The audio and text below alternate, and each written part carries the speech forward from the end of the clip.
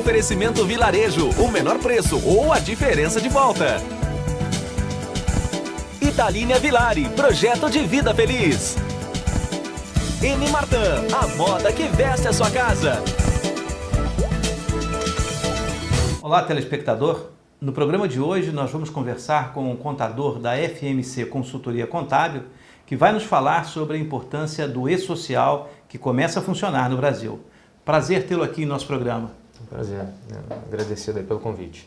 Bem, nós estamos vivendo uma nova era com o e-social, uma modificação que vai fazer com que a vida de todas as empresas, inclusive as MEIs, haver uma necessidade do empresário acompanhar e entender quais são os procedimentos do e-social. Quais são esses procedimentos e o que a sua consultoria procura passar para os seus clientes? Então, Fernando, em 2013 já se iniciou um projeto com os órgãos públicos com a intenção de manter restrito a um ambiente eletrônico as informações de sistemas trabalhistas. Bem, essas informações elas vêm sendo prestadas de forma assim aleatórias através de um sistema GFIP, que é muito comum a nós contadores, e contendo dados não só de funcionários, como a totalização da sua remuneração, os valores descontados de INSS e os valores a recolher de fundo de garantia, bem como datas de benefício, ou datas de afastamento, códigos, enfim.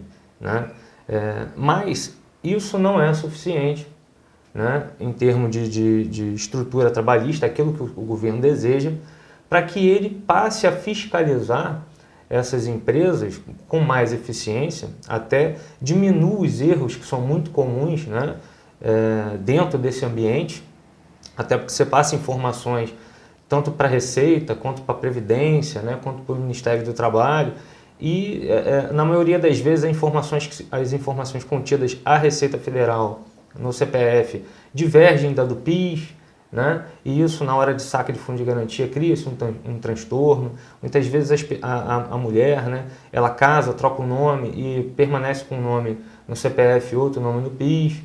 Então, de maneira a dirimir tais problemas, esses são problemas cadastrais, e também de estreitar os códigos, a formalização do cadastro da empresa, no qual ela detém determinados percentuais, como SAT, como valores de outras entidades, códigos específicos de cadastramento, para que ela tenha o recolhimento correto. Na maioria das vezes, com esse sistema de GFIP, ele é ineficaz.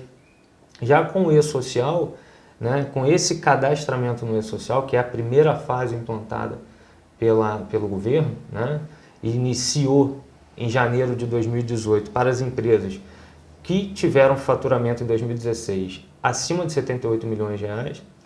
Para você ter ideia, essas empresas correspondem a 1/3 dos trabalhadores no Brasil, cerca de 12 milhões de trabalhadores. Então, esse tipo de cadastramento, que é a fase inicial, justamente vai passar pelo crivo do governo, e aí sim, após isso feito, após isso realizado, vai se liberar a segunda fase, que é uma fase de cadastramento dos dados dos empregados, de afastamento, de admissão, de benefícios. A questão de férias, por exemplo, que é muito comum no Brasil, você ver às vezes um funcionário que chega uma semana antes e que ele quer tirar férias e pedir para tirar férias, como é que vai funcionar isso? Porque antes havia uma possibilidade assim dessas coisas serem feitas, e qual é o tipo de informação que vai haver nessa situação, por exemplo, que é muito comum em relação a férias trabalhistas? Então, férias é um exemplo clássico. O funcionário ele trabalha dentro do ambiente de empresa, o empregador junto, e na maioria das vezes desconhece que ele deve comunicar à empresa com 30 dias de antecedência para iniciar suas férias após esses 30 dias. E o empregador faz o pagamento dele até 2 dias úteis antes do início das férias. O que ocorre muitas vezes é que esse empregado ele está trabalhando no dia a dia, e de repente, numas semanas ou no mês subsequente, vai ser uma previsão de ser um pouco mais fraco, e aí ele chega com uma semana e solicita aquelas férias e fica aquela correria. Isso com o E-Social não vai poder mais acontecer, até porque vai ter que se respeitar esses prazos legais. Qual vai ser o procedimento agora? O procedimento é que o empregado venha comunicar à empresa. A partir da comunicação dele por escrito, a gente vai lançar esses dados, né, no E-Social, e 30 dias após, né, é emitido o seu recibo de férias, ele vai estar de férias, né? A empresa vai ter que seguir esse padrão, né, sob pena de ser autuada ou chamada atenção pelo fisco. Bem, e as empresas que estão no Super Simples e também as MEIs, como elas vão funcionar e de que forma serão atingidas pelo E-Social? Então, o E-Social ele vem no ano de 2018, né, depois de várias tentativas, mas ele vem em 2018, já se iniciou para essas empresas do primeiro bloco. As empresas do segundo bloco são justamente as empresas que tiveram faturamento até 78 milhões no ano de 2016, ou seja, 95% das empresas no Brasil irão iniciar o seu cadastramento em 1º de julho de 2018. Né? Então, a primeira fase, que é de julho até o final de agosto, né, vai ser uma fase de cadastro dessas empresas. Elas vão fazer esse cadastramento, passar pelo crivo do fisco, para implantar a segunda fase, que é a fase de cadastro de folha, né, informativo de funcionário, benefícios e tudo mais, né, que vai ser iniciada dia 1º de setembro. E aí toda a fase tem 2 meses. Né? A partir da terceira fase, que é a fase que vai se iniciar em novembro, essas empresas, inclusive, né, no âmbito, inclusive MEI, né, elas irão, que tem funcionários, né? MEI que tenha pelo menos um funcionário, por exemplo. Aqui não tem, não vai precisar. Não. Então, a partir da terceira fase de cadastro, em novembro, vai começar a ser emitida a folha de pagamento, né, pelo sistema do E-Social.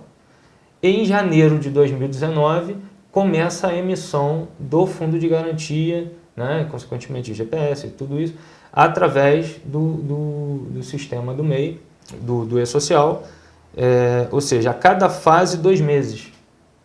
Isso o governo está dando justamente para que eles também tenham a condição de avaliar. Porque quando você for cadastrar um funcionário, e se tiver conflito de dados, por exemplo, um desses que eu citei, com relação a nome, que é muito comum, o sistema do E-Social vai negar aquele cadastramento, vai informar que existe um conflito. E automaticamente, na maioria das vezes, a resolução desse conflito de dados que venha do empregado tem que ser feita pelo próprio empregado. Né? Então, dentro dos órgãos... É uma modificação importante na vida das empresas. Significa que o E-Social também tem um lado de fazer com que as empresas se organizem também melhor no processo de informação. Com certeza. A organização empresa para o escritório de contabilidade vai ser fundamental. Fundamental. Essa relação vai ter que ser muito estreita. Entre o contador e a empresa. Justamente. Bem, eu conversei com Fabrício Cordeiro, que é especialista em contabilidade da FMC Consultoria Contábil. Até semana que vem, se Deus quiser.